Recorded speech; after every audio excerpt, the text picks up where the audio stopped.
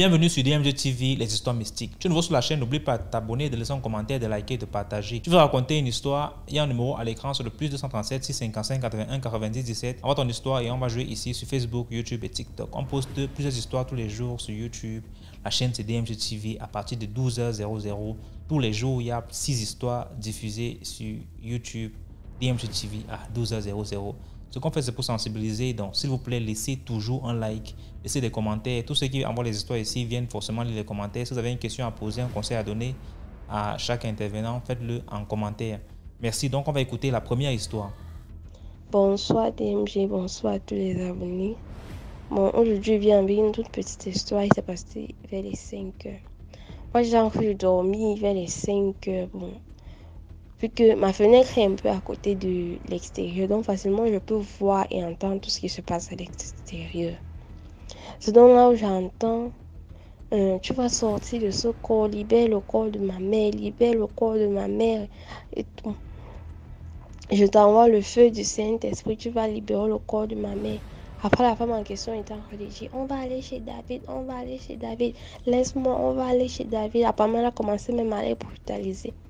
Après, sa fille dit que, tu vois comment tu me brutalises ou non? Tu vois comment tu me brutalises ou non? Je t'envoie le feu du Saint-Esprit. Après, son fils dit, c'est mieux, on va l'attacher. Sa fille dit que non, ça ne sert à rien de l'attacher parce que plus on va l'attacher, plus elle va encore devenir plus brutale. Elle va même couper les cordes avec les cordes, on va l'attacher. On a dit essayer, ça n'a pas donné. Donc mieux, on la prend doucement. Et donc là, sa fille a continué à lancer les paroles divines. Lancer les paroles divines. Pour finir même, elle a arrêté de les brutaliser et elle s'est levée pour aller où il voulait qu'ils aillent. Donc ça que le matin, vers les 9 h, comme on a eu un problème d'eau, Kamata a coupé. Je me suis levée pour aller puiser l'eau au forage. Apparemment, la fille qui évangélisait sur sa mère le matin, c'est la nièce de la femme chez qui on puise l'eau au forage. C'est donc comme ça qu'elle explique que sa mère, en fait, est partie dans une mauvaise église de réveil. Donc, c'est dans l'église de réveil là qu'elle est partie porter ça. Donc, elle dit en fait qu'il y a deux esprits dans le corps de sa mère qui sont en train de tourmenter sa mère. Deux esprits, que c'est ça ce sont ces deux esprits-là qui s'opposent, qui sont en train de déranger le corps de sa mère actuellement. Donc, vraiment, je ne sais pas. C'était la première fois. J'entendais souvent que les esprits possèdent les corps des gens jusqu'à ils ont cancrance. Mais le matin, là, j'avais l'impression que je vivais la chose. Moi, j'étais dans ma chambre, ça se passait à l'extérieur, mais c'est tellement si près de moi. J'avais l'impression même de vivre même la chose. Ça m'a touché en fait. L'histoire m'a un peu percuté. Je me suis dit, mais c'est quoi ça encore? Donc vraiment, les histoires des églises de réveil là, faites attention. Faisons attention aux églises de réveil. Ce ne sont plus tous les prêtres et les pasteurs qui utilisent seulement Dieu pour évangéliser. D'autres ont leur totem, d'autres ont le mamiwata et autres. Je ne sais d'où ils prennent ça. Ils utilisent ça pour vous faire croire que non, c'est Dieu qui fait des miracles et pourtant, et même ils savent où ils prennent leur puissance. Donc, chacun va tirer sa leçon de morale. Mais c'était juste partager en fait ce que j'ai vécu le matin. J'espère que ça va aider beaucoup de personnes aussi. Merci. Bonne journée à vous. Merci beaucoup pour l'histoire. Maintenant, on va écouter la deuxième histoire. Bonjour la famille, je viens une fois de plus. Aujourd'hui, c'est en fait le 9 février. Hein. J'ai plus beaucoup d'histoires, je les aligne seulement parce que la maison est un peu calme aujourd'hui. Vous savez, plusieurs fois j'ai essayé d'envoyer des histoires, le bébé crie à gauche et tout ça. C'est pour cette raison quand j'entends les mamans raconter les histoires et puis le bébé vient derrière, là, j'ai ri seulement parce que je suis dans le même cas. On se comprend. On se comprend, c'est pas facile. Tu racontes quand tu es déjà à la fin, là, tu veux déjà mettre point final. Tu entends un cri de guerre de l'autre côté, là-bas, tu sais pas ce qui s'est passé. Donc, bonjour à la famille DMGTV, bonjour à tous nos doyens, vraiment respect et merci beaucoup pour ce que, malgré votre temps, le temps que comment dire, malgré vos occupations, vous trouvez quand même le temps de temps en temps de vraiment venir semer les graines je ne sais pas comment je peux dire ça, de sagesse. De sagesse dans la page d'MJTV. Vraiment, merci beaucoup au doyen L'Homme de l'Ombre, tonton Alex et tous les autres. Franchement, merci beaucoup, merci beaucoup. Et merci aux narrateurs et à tous, quel que soit ce que vous avez à raconter, les histoires mystiques, bien sûr, venons tous ensemble et racontons. Et c'est comme ça qu'on entend, tu entends un petit truc là-bas, tu entends un petit truc là-bas, et puis un jour, tu remarques ça et tu dis, hey, les choses qui arrivent aux autres, comment il y m'arriver? Donc, parlez, racontez-nous. Parfois, bien sûr, il y a des personnes qui se plaignent peu de détails aussi. Je comprends aussi cela. Parce que ce n'est pas facile au Cameroun, par exemple, les coupures d'électricité intempestives, les prix de Internet, vous achetez Internet est plus cher en Afrique qu'en Europe. On vous comprend. Nous qui sommes ici, où nous avons à gogo, même dans le métro, partout, nous vous comprenons vraiment. Nous vous comprenons vraiment. Bon, mais vous savez aussi qu'un peu de patience aussi. Quand quelqu'un raconte une histoire, parfois il y a certains détails qui peuvent sauver la vie de quelqu'un d'autre, vous comprenez? On ne peut pas juste dire que bon, il est parti au village, on l'a tué, c'était la sorcellerie, point final et tout ça. Non. Parfois, il y a des choses que quelqu'un d'autre, en racontant là, ça tique dans ton cerveau. Tu dis, hé, attends, ce n'est pas ce qui est en train de m'arriver, c'est que j'ai vu arriver, telle personne fait, j'ai vu telle personne a fait telle chose, telle personne a fait tel geste, telle personne a fait. Vous comprenez dans la famille. En tout cas, nous sommes ensemble. Et un jour aussi, tout changera aussi en Afrique. Et Internet et tout ça, nous aurons tout ça euh, au même prix qu'ici et peut-être même moins cher, vraiment. Donc, nous vous comprenons aussi. Donc, souffrez aussi quand peut-être, souffrez un peu, pardon, supportez un peu, on vous comprend, supportez un peu quand les gens racontent leurs histoires.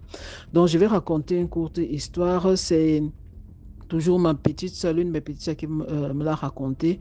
Cela fait quelque temps déjà, mais je ne trouvais vraiment pas le temps de venir la raconter. C'est l'histoire des, des offres d'emploi dans les pays étrangers, surtout les pays africains. Et elle racontait, elle disait que l'un de ses amis l'a appelé pour dire que, je crois que c'était un de ses cousins, il avait reçu, c'était l'année passée, il avait reçu une offre d'emploi qui demandait, au Nigeria, il allait venir parce qu'il parlait français, il parlait anglais, ils avaient besoin apparemment dans une structure, il parlait français, anglais, patati patata, les trucs comme ça. Et c'était bien payé et tout ça. Et vous savez comment est le Cameroun vraiment. Le gars a accepté, il était vraiment content. Il, est, il a été recruté à partir du Cameroun. C'est une organisation qui recrutait. Une organisation, ce n'est pas le bouche à oreille ou bien un biafrais du marché qui lui a dit que va travailler au chemin front au Nigeria. Non. Donc, ça a été vraiment bien fait. Il arrive là-bas maintenant, on l'amène à l'agence. L'agence beau et tout ça. C'était vraiment le higher level, comme on dit au Cameroun. Maintenant, il arrive, il présente ses trucs et tout ça. Oui, on teste un peu son anglais, on dit que non, mais attends, c'est parfait, il parle anglais, il parle français et tout ça. Et puis après, on lui dit, ok, bon, viens alors dans la voiture, on t'amène, tu vas travailler. C'est-à-dire qu'il allait travailler dans la structure, il était là, le building, l'immense immeuble. Non, non, non, non, c'est plutôt ailleurs. En fait, c'est le patron du truc qui a besoin de toi, mais chez lui. Il dit, ok. C'est comment ça? Donc, imagine un peu, tu es arrivé, tu as dit au revoir, tu as dépensé ta famille, a sûrement dépensé, tu es venu là. Bon, mouillé, c'est mouillé, à pas mouillé, sec. Le gars, il allait faire comment? Il arrive, il entre dans la voiture, on l'amène dans une mansion, dans une maison, pas une petite villa, vous comprenez, mansion, c'est pas une petite villa. Il arrive, on entre, la sécurité, les trucs. On l'amène au salon et tout ça, on parle bien avec lui, on lui demande le passeport, donne-nous ton passeport. Il se dit que bon, peut-être c'est pour vérifier que on va lui remettre ça, les machins. C'est alors là que le calvaire commence. Bon, tu es ici, tu seras un peu comme une sorte de majordome, mais un boy à tout faire. Tout ce qu'on te demande de faire, tu le fais. J'ai des enfants dans la maison-ci. Tout ce qui se passe dans la maison, s'il reste dans cette maison. Euh, euh, euh, euh, tu n'as pas droit, tu n'as pas droit, tu ne manges, tu n'entres pas dans la cuisine, tu manges seulement ce qu'on te sert. Tu n'as pas, ton téléphone, on avait aussi pris son téléphone. On te donnera, c'est quand on aura, mais c'est chaque, je ne sais pas quoi, on va te donner le téléphone, tu vas parler en présence de quelqu'un, à ta famille. Mais c'était, donc le gars était assis là comme ça. Tu vas d'abord crier par où, comment? Tu es dans une maison qui a je ne sais pas combien de salons. Tu te rends compte que mon frère, c'est grave où tu es là. Le gars dit, mais non, mais attendez, non, non, bon, si c'est comme ça, non, j'ai encore mon bien encore valable, je rentre, je ne peux pas, je suis venu, tu vois, imagine un peu, vous voyez, imaginez un peu un jeune homme, tu as tes diplômes, tu as tes trucs, c'est que tu viens de te trouver comme, je ne sais pas, comptable ou comme, je ne sais pas quoi, dans une grande structure, tu vas venir travailler comme agent de je ne sais pas quoi. On vient te dire que tu vas travailler comme boy dans une maison. Tu on prend ton passeport, on prend ton téléphone, on va contrôler tes conversations téléphoniques. Tu n'as pas le droit de dire ce qui se passe dans la maison. Tu te demandes, hey, qu'est-ce qui se passe dans la maison si pour qu'on prenne mes affaires comme ça hein? Et je n'ai même pas le droit d'aller à la cuisine. Tu ne parles pas avec les autres employés de la maison. Et ils vont se rendre compte que ce sont tous des Nigérians, ce sont des locaux. Tu ne. C'est comme ça que son cas va commencer. Le gars a perdu du poids. Il ne mangeait presque pas. On lui donnait seulement des petites portions. Je ne sais pas si peut-être c'est pour le maintenir faible, juste bon à travailler. Là, il ne pouvait pas sortir. Les gardiens, tout le monde n'a même pas le droit de lui. On ne lui permettait même pas de sortir, de s'approcher même du portail. Il y avait des chiens, pas possible la nuit. Donc, il était enfermé. Il entre dans sa chambre, fermé à clé. On le ferme dans sa chambre, dans son débarras. Le gars reste. Combien est-ce qu'on me paye? Tu n'as pas parlé, on te dire. Et on le frappait. Et en plus, ça c'était les violences corporelles, bien sûr. Le gars reste, il se met à prier. Il prie. Un jour, il dit seulement que non, il faut absolument que j'appelle, même pour dire que je suis arrivé. Ils vont s'inquiéter, ils vont peut-être appeler l'ambassade et tout ça. C'est alors là que les gens là prennent le téléphone. Et on est assis près de lui, l'un des gardiens. Et on dit qu'il entend français et tout ça. Donc, il prend le téléphone. Le gars a pris le téléphone. Et il a dit que non, maman, elle ne parle pas, elle ne parle ni anglais ni français. Et puis c'est le patois du village, il faut que je lui parle ça. On dit, ok, bon, tu as seulement tel nombre de minutes. Mais si on sent que tu as dit quelque chose et tout ça, le gars était intelligent, non. Il a lancé quelques mots pour dire que je suis fini. Je suis, peut-être même mon corps, vous risquez de ne plus voir. Il a seulement parlé comme ça, papa.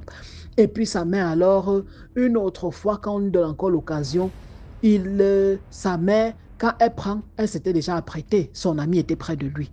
Donc, il parle. Et il lance aussi d'autres mots, un peu comme à l'aide. Ok, mais ils allaient d'abord faire comment? Tu ne peux pas donner l'adresse. Tu ne peux même pas dire le nom de quartier parce qu'il ne savait même pas. Il était dans la voiture, on l'avait amené directement dans la maison. Il n'est jamais sorti. Mais le gars, intelligent, calme, un bon Camerounais, un bon continental. Est-ce que, gars, on ne nous laisse pas derrière? Le gars wise seulement, il devient gentil, calme, respectueux, il fait tout ce qu'on lui donne, il fait même avant même qu'on lui demande de faire et tout ça. Petit à petit, on commence à l'envoyer au petit mall du coin avec le gardien. Quand il y a peut-être quelque chose qu'il faut rapidement prendre, tu vas rapidement. On savait qu'on avait à briser son esprit, le contrôler. Il part, il prend, il ramène. En fait, ceci, il part. Il était toujours suivi. Parfois même, il se rend compte qu'un jour, on le laisse comme ça. On dit que va rapidement, je suis ici, je t'attends. Hein. Mais on avait envoyé un autre gardien là-bas que s'il tente de fuir seulement, peut-être tu peux me l'abattre. Et c'est un étranger. Tu peux même dire qu'il a volé ou bien je ne sais pas quoi parce que les capos là, mais attends d'abord. Il est intelligent, il arrive, il achète et puis il sort, il prend la route de la maison. Quand il arrive à la maison, on dit que tu as eu ta chance. Il voit alors l'autre gardien qui revient aussi, il sonne à la porte. Donc il se rend compte qu'on voulait le piéger, on voulait être sûr de sa loyauté. Ils ont fait ça plusieurs fois. Maintenant, un jour, comme Dieu fait ses choses, quand il a décidé de poser sa main sur toi, il est parti. Il part, il fait les achats, il fait les trucs, il guette, il monte à l'étage, il essaie de guetter, il voit que mais personne n'est venu, c'est comment ça? Il sort un peu, il marche un peu, il marche dans le sens inverse, il se dit que si maintenant on me dit que, si maintenant on dit par exemple que hey, je vais dire que non, je vais prendre telle autre chose, non, viens même avec moi et tout ça, ils nous ont confiance en moi, je vais dire que non, je viens dans l'autre magasin, là, je n'ai pas trouvé tel truc, là, il avait fait exprès de laisser un truc, je ne sais pas quoi, pour pouvoir justifier pourquoi est-ce qu'il prenait l'autre direction. Il marche un peu, pas personne. Hey, le gars serre les fesses, il serre le corps, il marche, pas personne. Il entre dans le magasin quand même, il fait encore un peu les tours, il regarde personne. Il sort du magasin, parce que généralement, ces trucs étaient même chronométrés. On savait que non, tu as tel nombre de secondes, tu as tel nombre. On connaissait à peu près en combien de minutes devait rentrer avec tel article. Avec la liste, selon la liste qu'on lui donnait. Il entre. Après, il ressort, il voit une moto qui est en train de passer. Le gars tend sa main à la main, dit que ici je meurs seulement. La moto s'arrête, il monte dessus. Il dit seulement, avance. Il dit seulement, pas seulement. La moto dit quoi? Il dit que, pardon mon frère, c'est une question de vue de moi, pas seulement. La moto guette un peu pour voir peut-être que c'est un mouvement que peut-être au voleur, il va refuser. Mais il voit qu'il n'y a rien. Le gars part. Le gars dit qu'il a roulé avec le motoman. Après, il a il dit que, pardon, tu connais, il y a des Camerounais ici. Je suis Camerounais, tu sais où il y a des Camerounais ici. Le gars, comme vous connaissez un motoman, il part à gauche, à droite, il connaît un peu, à peu près où sont les étrangers, où sont les trucs, on l'amène là-bas. C'est là qu'il arrive. Il appelle alors au pays, il appelle alors partout, il dit ce qui s'est passé. C'est alors là, bon, vous savez, les Camerounais qui sont là déjà, ils savent que ça veut dire un peu les trucs qui peuvent se passer au Nigeria. Ils ont alors tout fait, on a pu donner un laissez-passer. Mais on lui donne un laissez-passer là au nom de quelqu'un d'autre. Et il dit que ça a été très difficile pour lui de sortir. Hein. Il n'est pas sorti vers les aéroports. Il se disait que c'est sûr qu'on l'attend de ce côté-là. Il n'a même pas de passeport. On l'a fait sortir par la frontière. Et les gens sont allés l'attendre de l'autre côté. En tout cas, il a pu s'échapper. C'est quand il est arrivé qu'il a raconté ça. Donc la famille, s'il vous plaît, la famille africaine, toutes les organisations et les trucs qui viennent vous dire que non, viens. Parce que le gars, on l'a recruté comment on dit, avec, comment dire, on l'a recruté comme on recrute dans les structures internationales. Ce n'est pas le recrutement du quartier. Je connais mon cousin au Nigeria, son patron cherche quelqu'un. Non, ce n'est pas le style là. Ils avaient confiance. Ce n'est pas le style là. Donc les structures qui viennent vous recruter, qu'aller au Nigeria faire ceci, aller faire cela. Parce que l'année passée, on a encore entendu toujours un autre jeune homme, apparemment, il était allé depuis, sa famille n'avait pas de ses nouvelles. Il a pu à un moment, quand apparemment, il appelait seulement, il disait qu'il travaille tellement, il appelait seulement rarement. À un moment, une fois, il avait appelé. Sa mère avait insisté qu'elle veut la vidéo, sinon elle envoie à la police, elle part se plaindre, elle part à l'ambassade, elle veut voir comment ça, ton téléphone est cassé depuis ta vidéo. Tu veux voir, elle a mis, son fils était tout maigre, mourant, il a seulement dit, maman, il a seulement dit en patois, maman, je suis mort. La communication s'est arrêtée jusqu'au moment où la maman l'a raconté. Il y a eu des alertes l'année passée, donc s'il vous plaît, c'est dur, n'est-ce pas? Oui. Mais vraiment, les gens qui vous disent que venez travailler au Nigeria, venez travailler, venez au Bénin, venez travailler, je ne sais pas quoi, je ne sais pas, faites très attention. Il y a maintenant d'autres trafics. Maintenant, les Nigériens sont devenus très intéressants, très intelligents. Là-bas, chez eux, on les prenait comme... on a trouvé les abattoirs d'humains partout. On les tuait, on trouvait les endroits où on posait, même pour que le sang coule, les machins, des maisons de l'horreur. Et quand ça a été découvert, quand la population est venue, ce que la police a fait à la grande surprise de tout le monde et l'armée, c'était de venir, alors qu'il y avait les cartes d'identité à terre, les trucs, peut-être les ramasser, même dire que, hey, on a trouvé la carte d'identité, il y a telle personne qui avait disparu, oui, on a trouvé sa carte d'identité dans l'abattoir, là, c'est sûr que l'enfant de Trouillet est mort. On a tout dépecé, jusqu'aux os, on a vendu. On a trouvé dans tel endroit. Ce que l'État, la police a trouvé à faire, l'armée, on envoie l'armée faire quoi? On envoie les bulldozers détruits. Donc, avec toutes les preuves, les cartes d'identité, les vêtements déchirés. Donc, on n'a même pas permis aux familles de venir dire que ça, c'est telle personne, ça, c'est telle personne que je cherche. Non, on a tout brûlé, tout détruit là. Un peu comme si on voulait cacher quelque chose. Ce qui fait que les Nigériens se sont levés parce qu'ils se sont rendus compte que, mais attends un peu, c'est un peu comme si le gouvernement était impliqué. Pourquoi avoir... Ce n'est pas normal. Vous trouvez un endroit comme ça, mais vous ramassez chaque papier, vous protégez les gens, vous... Non, ils ont plutôt... Et c'est aussi sur le net, dont je ne parle pas. C'est sur le net. Vous avez vu. Donc, s'il vous plaît, la famille, c'est dur, mais faites attention. Où vous allez travailler, où vous allez... Faites attention, s'il vous plaît. Que Dieu nous protège. Faites vraiment attention. Que Dieu vous protège. Bye bye. Merci beaucoup pour l'histoire. Maintenant, on va écouter la troisième histoire. Salut la communauté, bonjour à tous et à toutes. Ceci est ma deuxième histoire. Un jour, je venais de la ville et ma voisine qui est à côté de moi, ils étaient au préau du chef, en train de choses, que le chef était là à résoudre un problème. Donc je lui ai demandé il y a quel problème. Voilà ce qu'elle me dit. Elle me dit que le monsieur que j'ai vu assis dans une chaise à côté du chef, que il se trouve que ce monsieur-là, il a été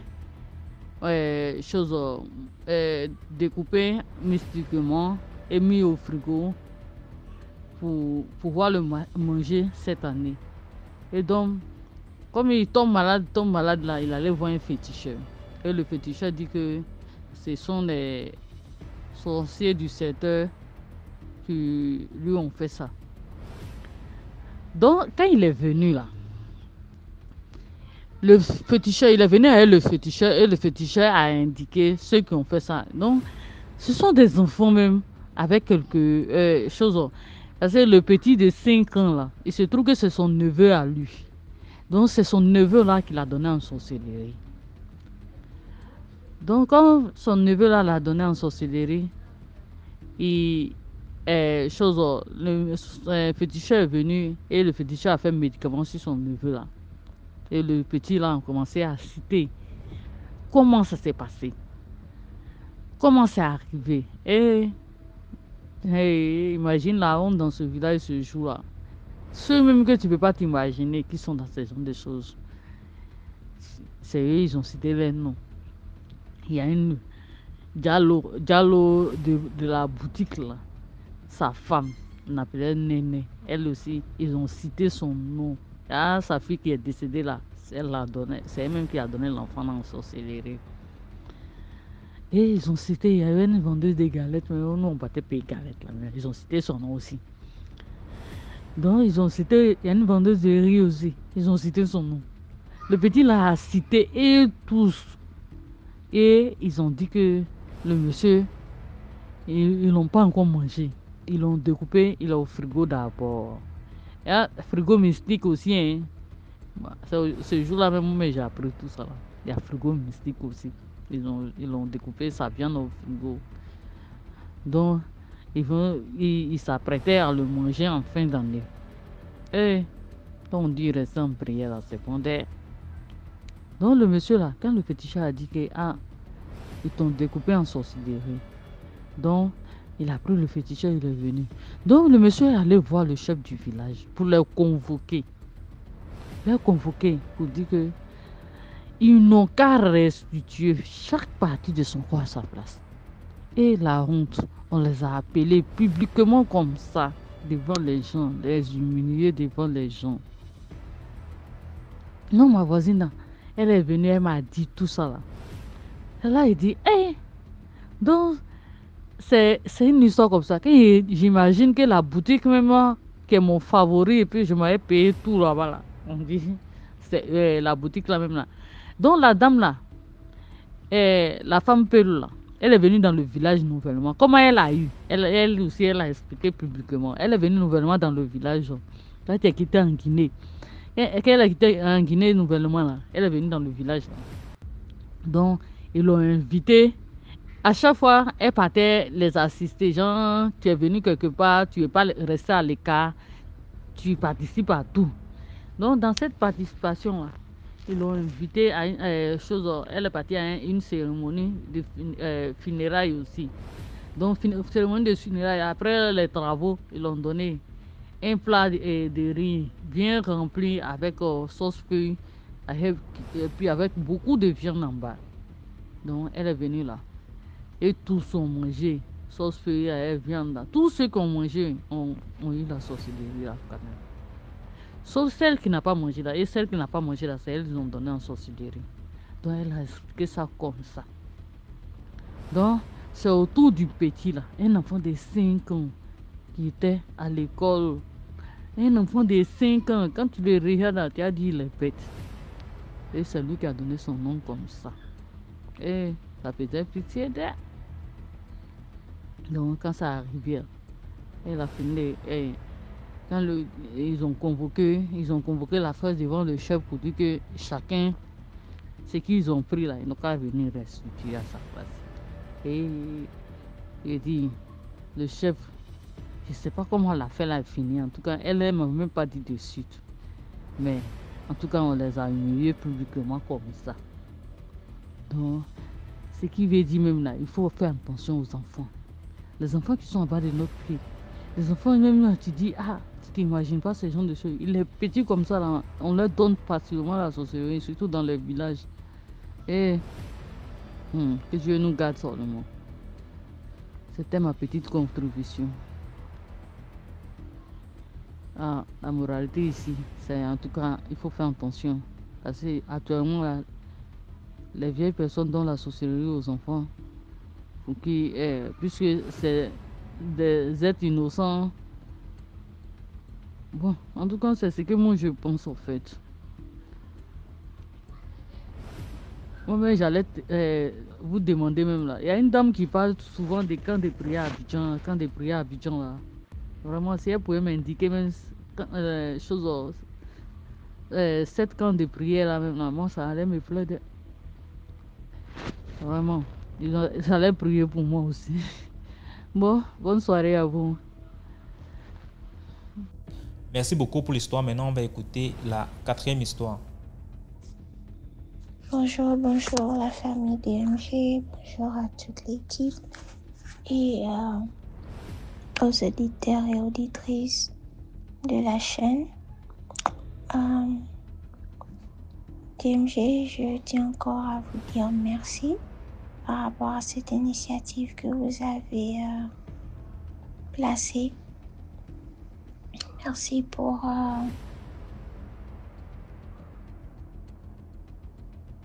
le courage et ce que vous faites dans nos vies chaque jour. En nous exposant, pas nous exposant, mais en nous ouvrant les yeux par rapport à la vie spirituelle. Merci encore pour cela.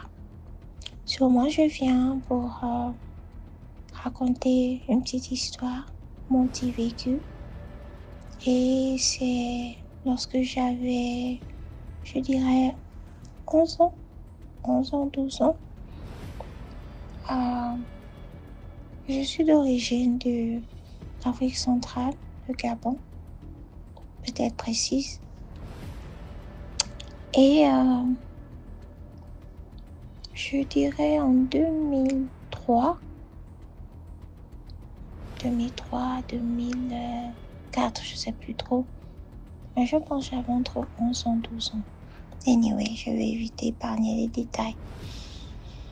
Un après-midi comme ça, j'étais avec ma maman à la véranda de l'arrière. Et on parlait de tout et de rien. Et moi, j'avais comme pour coutume de me reposer en après-midi. Je faisais une petite sieste de moins 30 à 1 heure de temps. C'était devenu ma routine en fait. Et puis c'était les vacances, il n'y avait pas trop grand-chose à faire. Je suis allée me reposer comme tout après-midi, comme je le faisais souvent. Et lorsque je me suis endormie, j'ai fait un songe. Et dans mon songe, je me suis vue sur un rocher, grand rocher noir. Lorsque je parle de ça, je revois même le rocher. Et je vous parle que cela fait des années.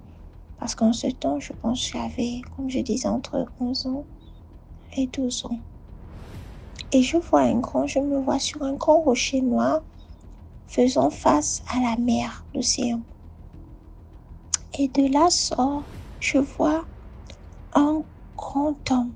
Grand, quand je dis grand, il était grand. Blanc, qui sortait de l'eau. Avec une forge et un crown, une couronne sur la tête. Mais la personne, l'entité, je dis l'entité parce que c'est pas un être humain, l'entité n'avait pas de pied. Le reste de son corps, c'était comme un poisson, mais en diamant. Il n'était ni en or, ni en silver, c'est maintenant que je me rappelle, ni en gold, autant pour moi, mais en diamant. Ça, la réflexion était tellement forte. Et l'entité me parle et me dit, depuis que je te cherche, pourquoi tu me résistes? Pourquoi tu me rebelles? Je dis, pourquoi tu me cherches? Qu'est-ce que tu veux? Il me dit, je veux que tu puisses m'accepter comme ton mari ou comme, je sais pas, m'accepter comme ta femme, m'accepter que tu deviennes ma femme ou que tu sois ma fille, entre les deux, là. Il avait dit quelque chose. Et moi, je l'avais dit non. Pourquoi? C'est là où il lève sa forge et je vois de l'argent. Et quand je parle de l'argent, c'était pas les petits stacks d'argent. C'était genre un coffre-fort d'argent. De l'or, des diamants, des bijoux, juste tous, name them. Tout ce dont l'on puisse avoir comme richesse sur cette terre. Des voitures, les hommes, que ce soit des cadres, des ministres, des gens bien placés dans la société, vraiment des personnalités. Il me dit, je te donne tout ça, mais que tu acceptes de m'appartenir. Voilà, c'était ça le mot. Je lui ai dit non. Pourquoi je vais prendre ça et pourquoi t'appartenir? Et pourquoi tu sors de l'eau? C'est ce que j'avais dit, je me rappelle. Après, il me dit, tu dis non? J'ai dit oui, je ne veux pas. Après, il m'a dit que tu me rebelles comme toujours. Moi, je ne vais jamais cesser de te persécuter. J'ai dit, tu ne mourras pas. C'est comme ça que je me suis réveillée. Mais ce que j'avais remarqué de louche, c'est que à mon réveil, mes pieds étaient trompés. Genre comme si j'étais allée marcher à la plage où j'étais à la douche et puis je me suis pas essuyé les pieds. Je suis directement venue m'allonger. Mais le reste du corps j'étais dry, j'étais bien.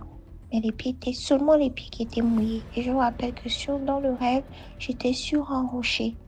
Et j'ai aussi oublié un petit détail. Les vagues, lorsque le sirois me parlait, l'entité me parlait, les vagues montaient vers mes pieds. Donc les vagues me mouillaient un peu vers les pieds. Donc ça arrive au niveau de la cheville.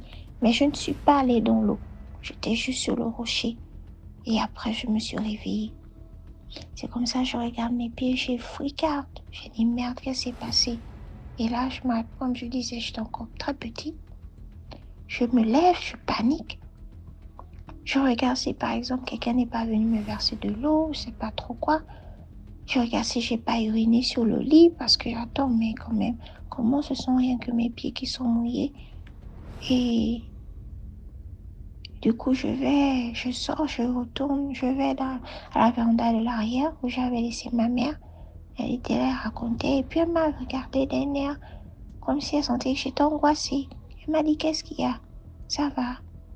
Je lui ai dit oui, mais je passais toujours angoissée.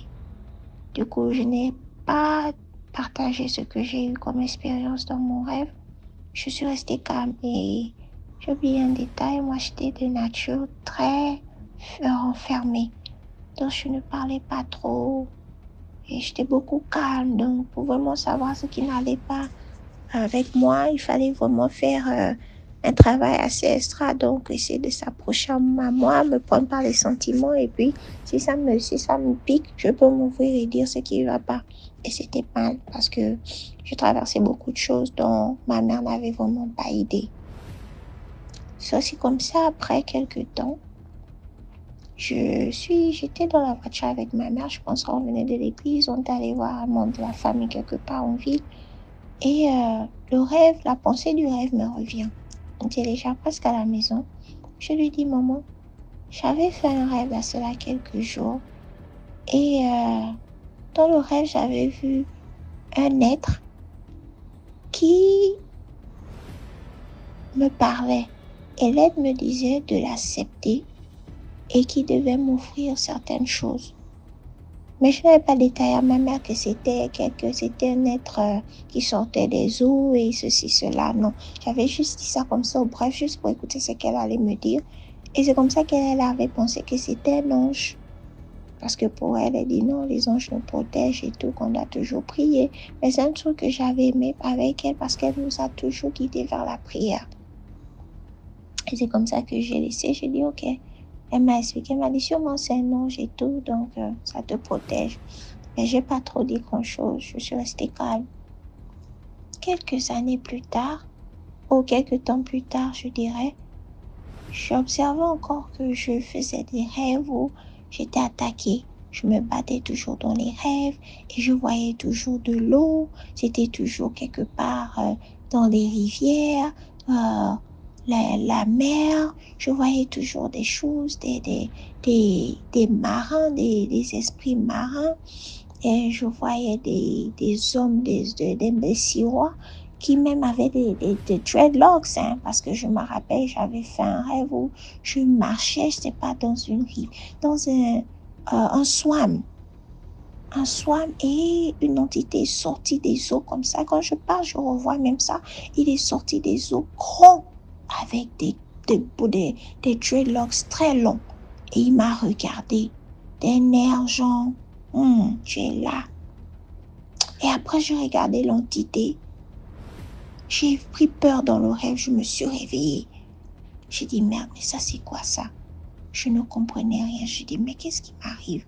Pourquoi je fais des rêves où je vois toujours des gens dans les eaux, je vois toujours des gens qui m'appellent, et ce sont des hommes, et quand je vois des femmes, elles viennent m'attaquer, quand je vois l'homme, il vient parfois même, il me fait j'avais des couches de nuit, je ne comprenais rien.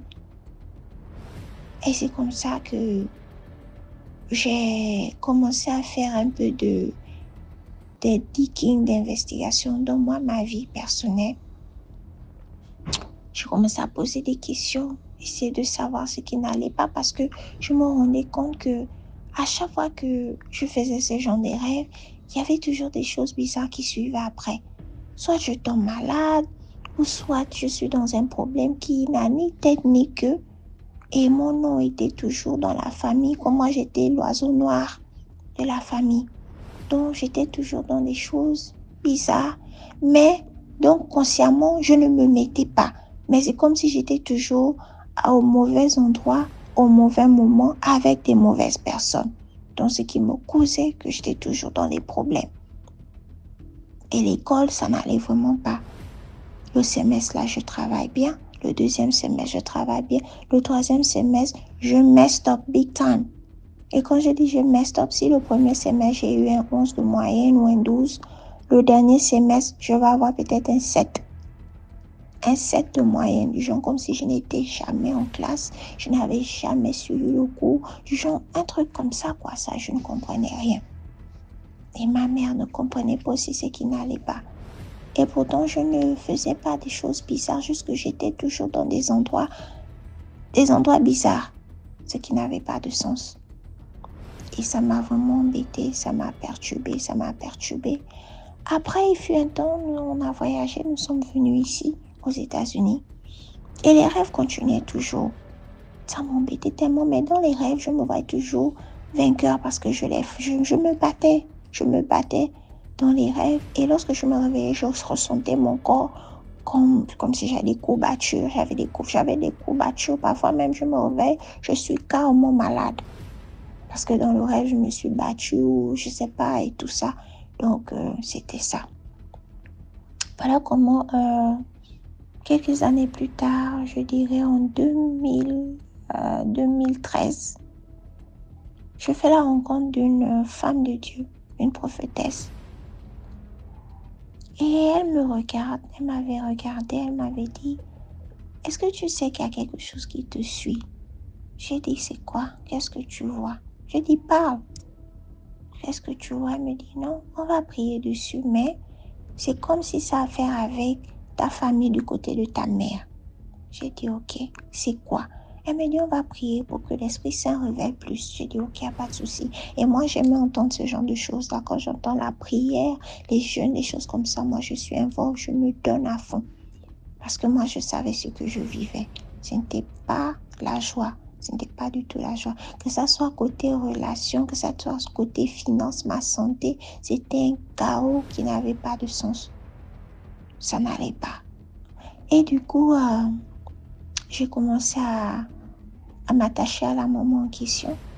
Et avec elle, il y avait beaucoup de révélations, beaucoup de messages. Donc maintenant, je me rabats vers ma mère, je lui pose des questions, je dis non, maman, qu'est-ce qui ne va pas, qu'est-ce qu'il y a dans la famille, ceci, cela, parce que de mon côté ici, je ne comprends rien.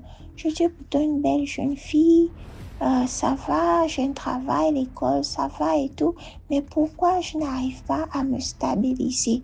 Du genre, il n'y a pas de relation sérieuse, du genre, je peux être même dans une relation, le garçon ou le monsieur ou l'homme en question a des projets de fiançailles, mariage, mais il y aura toujours des complications sans tête, sans que entre-temps nous deux on travaille. Mais on n'arrive même pas à se nourrir, on n'arrive même pas à faire des projets. Donc ça n'allait pas. Mais lorsque je me sépare de la personne, j'arrive à réaliser plusieurs choses de moi seule. Est-ce que cela veut dire que je dois être seule toute ma vie? Ou qu'est-ce que ça veut dire? Parce que je ne comprends rien. Et moi, j'ai déjà un enfant, donc je veux me caser. Je ne veux pas avoir l'enfant ici et là, ceci, cela. Mais je veux être dans une maison comme j'ai grandi, dans une vie stable, une maison de famille. Donc je vais poser certaines questions. Là, il n'y a pas de souci, on va prier. C'est comme ça qu'après un certain temps, elle me revient avec, on doit prier contre l'anti-mariage. Donc apparemment, moi dans ma famille, moi je parle de ma famille à moi, mes ancêtres avaient tissé des liens avec des entités des eaux. Et ces entités des eaux ont promis ou ont fait un échange ou ont donné à mes ancêtres la richesse. Parce que lorsque je regarde du côté de ma mère, toutes les femmes, non seulement les femmes sont très très belles, et je dis belles, hein, quand je dis belles, elles sont belles, grande de taille, bien t'imprime bien la belle. Elles ont des activités, elles sont bien positionnées. En fait, de toute façon, elles ont un bon job, une bonne position dans la société. Elles vivent. Mais côté mariage, elles ont toutes des enfants. Toutes. Certaines même ont été mariées peut-être pendant 2-3 ans. Et puis après, le mariage est passé. C'est fini. Il y a même d'autres qui sont même jusqu'à là faire des enfants avec plusieurs hommes. Donc, elles se retrouvent dans la maison avec chaque enfant à son père. Donc, ma mère est la seule, je dirais bien la seule, qui a eu tous ses enfants avec le même homme. Donc, c'est un peu ça. Du coup, j'ai dit, mais attends. Donc, ces entités-là ont déçu mes ancêtres en leur promettant des choses ou en faisant des échanges qui aujourd'hui maintenant affectent la génération que nous sommes, que moi je suis. Parce que le mariage, il n'y a pas. Et pourtant dans ma famille, il y a des très belles femmes, bien élancées, grandes de taille, belles femmes, instruites. Mais il n'y a pas d'homme qui vient là même pour faire le toquet-porte. Il n'y a pas. Les gens vont venir, s'ils font les enfants, ils vont venir reconnaître l'enfant, ils vont assumer les responsabilités. Et là, c'est même dans les exceptions, parce qu'il y a d'autres même qui ne le font pas. Donc, c'est un peu ça, j'avais remarqué. J'ai dit non, ceci doit cesser. Et c'est comme ça que je me suis plus attachée à la prière. Prier, prier, prier, prier. Et c'était comme si c'était un cercle qui se répétait. Quelqu'un vient dans ma vie, il vient dire qu'il veut se stabiliser, il veut se caser. Une fois on se met ensemble, ça tourne en bourrique et après la relation s'arrête. Quand nous sommes séparés, ça va mieux entre nous. Donc c'est comme si ces entités-là rejetaient tout homme qui venait vers moi. Et j'avais même eu une relation qui avait, je pense, duré même 2 ans, 3. Et le gars, il me disait, je fais des rêves où on vient me combattre. Je me bats avec les gens dans le rêve. Et les gens me disent, tu penses que tu vas rester ici? Tu penses que tu pourras être avec elle? Elle est à moi, elle m'appartient. J'ai dit, mais c'est pas sérieux. Ils viennent maintenant même jusqu'à frapper mon copain dans le rêve, se battre avec lui. Et le gars, quand il s'est réveillé, il était vraiment affaibli.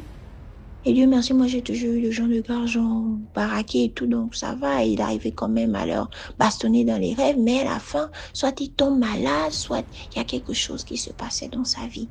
Et cela faisait que certaines personnes partaient comme ça, des bonnes personnes aussi.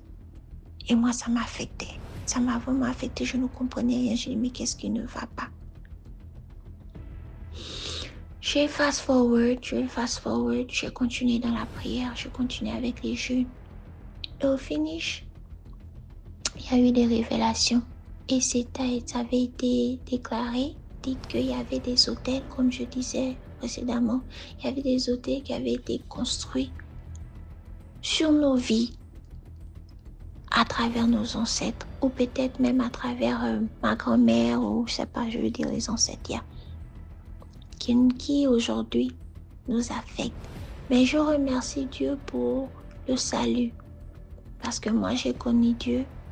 Et lorsque j'ai connu Dieu, il y a beaucoup de ces choses-là qui ont cessé dans ma vie. Beaucoup. Côté finance, côté santé, côté intellectuel, côté relationnel. Parce que même la relation, comme je disais, ça n'allait pas.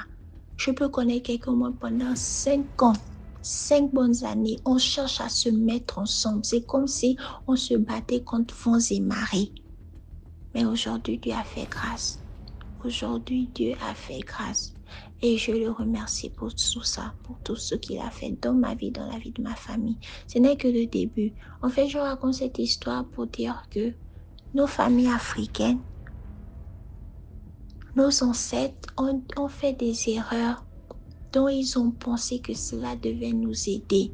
Ils sont allés tisser des liens avec des entités, des eaux, que ce soit des eaux, des forêts, des vallées, de je ne sais pas trop quoi, qui les ont déçus en leur faisant croire que si eux, ils les acceptent comme leur Dieu, ils vont nous protéger, nous, leur génération future. Entre-temps, c'est du mensonge. Parce que les entités des eaux ne protègent pas. Ils ne protègent en rien. Ils ne protègent pas. Ce sont des entités qui d'abord n'aiment pas partager. Ils sont très jaloux. Vous vous rendez compte que quelqu'un est dans une relation très sérieuse, bien. Mais la relation n'avance pas. Le monsieur n'arrive pas à aller doter la fille ou faire ce qu'il faut. Même le temps qu'il porte, ça n'allait pas. Parce que ces entités-là s'opposent fermement contre tout ce qui a à faire avec le mariage, la stabilité, même les finances. Et quand ils voient que vous les rébellez, ils commencent à attaquer votre santé. Plus rien ne va. Ça va de, s'il y a une petite sortie d'argent, une petite entrée d'argent, la même façon dont l'argent est entré, c'est aussi comme ça que cela va sortir. Ce sont ces genres de choses-là qu'ils font. Mais moi, je remercie Dieu pour le salut. Je remercie Dieu pour les prières. Je remercie Dieu pour ma mère qui était là, qui est toujours là, qui nous a soutenus et qui nous soutient toujours dans la prière, qui refuse l'anti-mariage dans nos vies, qui s'oppose, qui parle comme une mère, qui donne, qui dit qu'elle n'a pas accepté tout ça, qu'elle est mariée et que tous ses enfants, filles comme garçons, toute sa génération, que ça soit petite fille, grande petite fille, nous devons tous nous marier. Ça c'est pour dire, restons concentrés à Dieu, donnons nos vies à Dieu. Les entités du dehors, les entités occultes et tout ça, là, ce sont des menteurs. Ils n'ont aucun sentiment envers nous.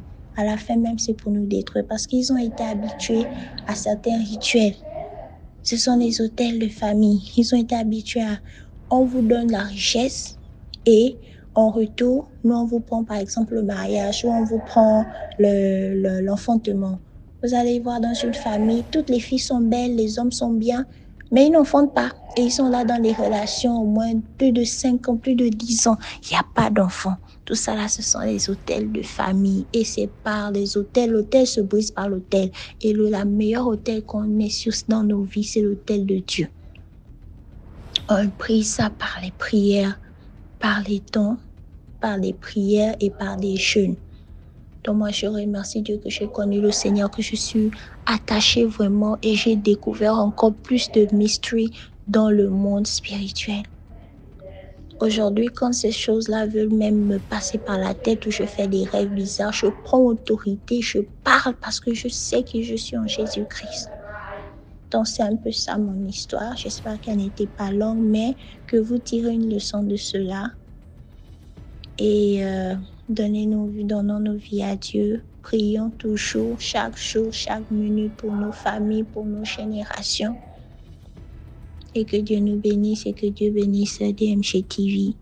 Merci encore. Partagez, likez, commentez et bonne journée, bonne soirée à vous. Merci. Merci beaucoup pour l'histoire. Maintenant, on va écouter la 5e histoire. Bonjour DMG, bonjour toute la communauté DMG. Alors avant toute chose, likons, partageons et commentons. Parce que vraiment les histoires de DMG nous édifient et nous ouvrent les yeux sur beaucoup de choses. Moi je suis abonnée à cette page depuis bientôt 2 ans, si je ne me trompe pas. Ok, je viens raconter l'une de mes histoires, parce que j'en ai plusieurs. Une de mes histoires que j'ai vécues il y a plus de... En fait, j'avais 10 ans environ. Voilà, nous sommes allés passer les vacances dans le village de ma grand-mère. Donc, la mère de ma mère, ma grand-mère maternelle. Et pendant les vacances, la grand-mère s'est déplacée comme elle était pensionnaire, elle s'est déplacée pour aller prendre sa pension dans la ville de Douala.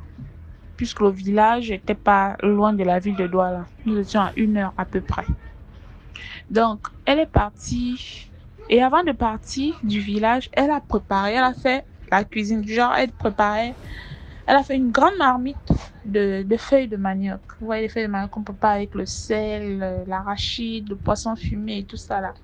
Et elle a préparé une grande marmite. Puisque nous étions nombreux. Nous étions à peu près 8 ou 9 enfants comme ça là, pour les vacances. Donc, elle a préparé et elle a fait une grande marmite de taro. Voilà, donc c'est ce qu'on devait manger durant son séjour, puisqu'elle devait faire 2 jours environ en ville. 2 jours. Donc, autant de prendre son argent, rester un peu avec la famille là-bas et puis revenir. Donc, elle a préparé les marmites. Donc, la marmite de feuilles de manioc et du taro. Pour elle, on devait manger ça pendant les 2 jours. Ok. Elle est partie en ville. Voilà, nous sommes restés. Le soir de son voyage, nous sommes restés comme d'habitude en jeu, on racontait des histoires, on a veillé, ça veillait, ça jouait au ludo, ça faisait tout. Après, nous sommes allés dormir. Et avant de dormir, notre grande cousine, parce qu'on avait une cousine qui était plus grande quand la grand-mère voyageait comme ça, c'est elle qui restait comme notre maman à la maison. Ok. Donc, avant de dormir, elle se rassure qu'on a tout fermé bien, les portes de cuisine, parce que la cuisine vous voyez un peu les cuisines du village sont séparées au salon, à la grande maison. Donc, la cuisine était à part et la maison. Donc, elle a fermé la cuisine, bien fermée, hermétiquement, fermée comme d'habitude, à clé. Tout, nous sommes allés dormir. Déjà, la cuisine n'avait pas de fenêtre. Je sais pas si vous voyez un peu le genre. Il y avait une toute petite... C'était même pas une fenêtre. Hein, des petits trous, genre. Voilà. Nous sommes allés dormir. Donc, le lendemain matin, on s'est réveillé comme d'habitude. Elle part à la cuisine, elle ouvre du genre, on va maintenant se lever, faire des travaux. Vous voyez un peu la routine. Elle part à la cuisine. Puisque c'est elle qui faisait le ménage à la cuisine. Elle devait balayer, essayer de sortir les assiettes de la pour laver et tout. Quand elle part, elle se dirige vers le feu parce que après la cuisson des feuilles de manioc, la grand-mère avait, parce qu'elle avait voyagé en soirée, hein, elle avait voyagé vers 17h. Donc après sa cuisson, elle avait tiré le feu, les charbons et les bois pour que le feu s'arrête. Du coup, le matin, qu'est-ce qu'on retrouve? On retrouve juste la cendre. Alors, quand ma cousine part, pour elle voulait enlever la marmite au feu et balayer, allumer, essayer de réchauffer. C'était ça son réflexe. Elle enlève la marmite, elle balaye la cendre, elle nettoie la cuisine et après, elle allume le feu pour réchauffer la marmite. Lorsqu'elle part, elle soulève la marmite. La marmite est vide. Elle est étonnée parce qu'elle part même avec tu vois un peu quand tu veux soulever quelque chose de lourd, tu amènes une certaine pression et après, quand c'est léger là, ça peut te renverser. C'est ce qui s'est passé. Donc, quand elle soulève, elle a même failli tomber de l'arrière parce que la marmite était vide, la marmite de feuilles de manioc. Oh, quand elle ouvre la marmite, elle trouve que la marmite est vide. Genre, on a mangé et on a bien léché la marmite. Oh, elle était tellement étonnée que, mais qu'est-ce qui se passe? Elle nous appelle. Elle appelle tout le monde. Que, mais venez voir ce qui se passe. Qu'est-ce qui s'est passé? Qui a fait ça? On se posait des questions de part et d'autre. On dit qui a fait ça comment? Tu as fermé la cuisine, c'est toi qui fermes la cuisine, c'est toi qui dors avec la clé. Et en plus, elle avait sa chambre seule, comme c'était la plus grande. Elle dormait avec la clé. Mais qui va entrer dans ta chambre pour prendre la clé? Personne, on ne sait pas. Maintenant, on se posait des questions et c'était vraiment parce que la cuisine, quand elle allait ouvrir la cuisine au matin, c'était fermé de la même manière c'était fermé de la même manière en fait. Donc elle était là, tout le monde était dépassé, que mais qu'est-ce qui se passe? La marmite était vide et le comble, on pourrait se dire que peut-être les chiens qui ont mangé. Mais les chiens sont d'abord passés. D'abord, les chiens vont passer par où? Et en plus, c'était le chien. Le couvercle devait être renversé. Mais la marmite était fermée. Nous sommes restés. Cette histoire nous a traumatisés. La grand-mère est rentrée. On a un peu appelé les voisins, on a expliqué. Donc, on était traumatisés. Ce jour-là, on était obligé de manger les tarots avec l'huile rouge, le sel, parce qu'on n'avait pas de quoi. Et c'était choquant parce qu'on a expliqué aux voisins, on a essayé de... Personne ne comprenait rien. Personne. La grand-mère est rentrée, excusez-moi, la grand-mère est rentrée. On a expliqué, elle était obligée de parler maintenant dans tout le village. De parler, dit que, oh, ce que vous commencez là, mes petits-fils, je ne connais personne dans le village, donc arrêtez, je ne suis pas associée à vous. Je ne suis pas associée à quelqu'un ici. Elle, en fait, elle a commencé à parler un peu comme les grands-parents parlent lorsqu'il y a des choses un peu bizarres. Elle a parlé dans tout le village et tout. Jusqu'aujourd'hui, moi, je sais pas. On n'a jamais compris ce qui s'était passé.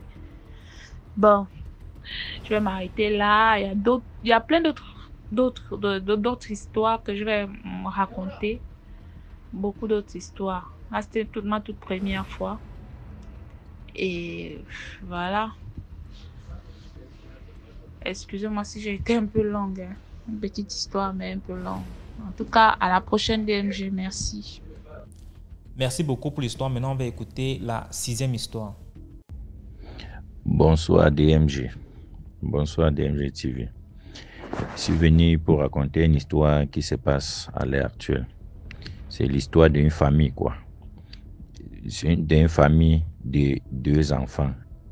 Le premier, c'est un garçon, le deuxième, c'est une fille. Le père travaillait dans une société pétrolière. Au cours de son travail, il a eu un accident. Il vivait une vie moderne, quoi. Une vie moderne. Ils n'étaient pas pauvres et ils n'étaient pas aussi trop riches comme ça. Entre-temps, voilà le père qui fait l'accident, il n'arrive plus à travailler. Quand il fait l'accident, il n'arrive pas à travailler. Là, il casse le pied. Il est là, il se soigne. Pas de guérison. Et entre-temps, la société l'attend, et tu vois qu'il ne guérit pas. La société, on le licencie. Quand on le licencie, maintenant, le reste des moyens qu'ils avaient et tout, le père fait tout et tout pour se soigner, ça ne donne pas. Voilà que la maison, maintenant, il n'y a plus d'argent. Voilà, c'est la galère totale. Et entre-temps, son fils là, il fait dans ce qu'on appelle le scammer. Donc, quand tu sais que dans le scammer, quand vous êtes petit, là, quand vous apprenez là, quand vous êtes encore petit là, c'est les petits agents là, quoi. C'est là où sa mère passe autant à dire que, mais tu dis que tu fais le scammer, on ne voit pas l'argent. C'est quoi que tu fais comme ça? En tout cas, moi, je ne peux pas accepter être pauvre comme ça, là. Je ne peux pas, moi, accepter être pauvre. Pas chercher l'argent, tu viens au manger. Pas chercher l'argent. Il passe le temps à mettre la pression à l'enfant.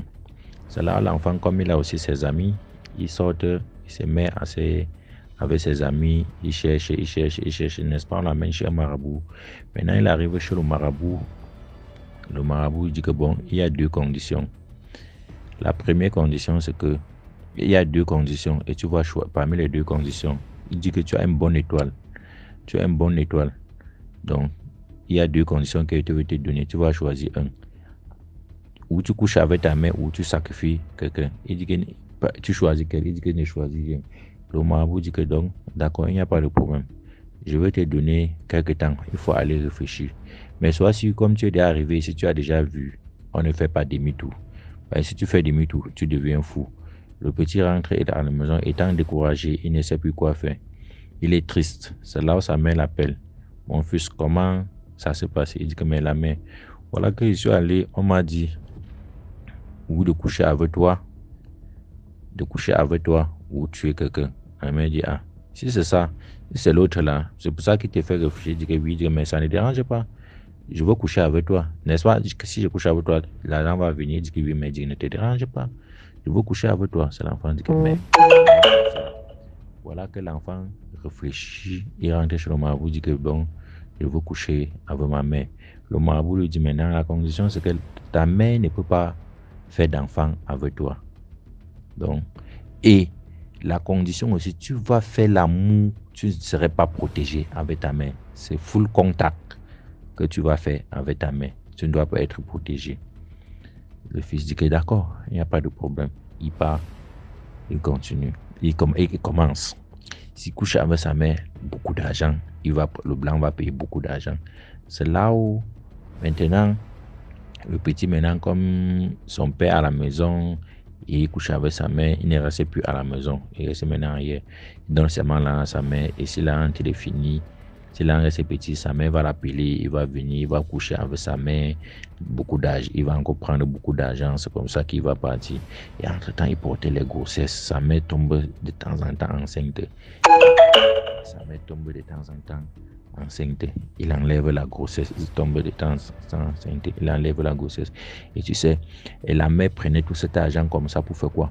Pour partir dans des fêtes, pour montrer qu'il est une grande dame, aller dans les églises dont sa mère était rien que pour le one-man show, pour prendre l'arme, pour faire la vie, abandonner son mari qui est malade, là-bas, tout et tout. Ne prenez pas soin.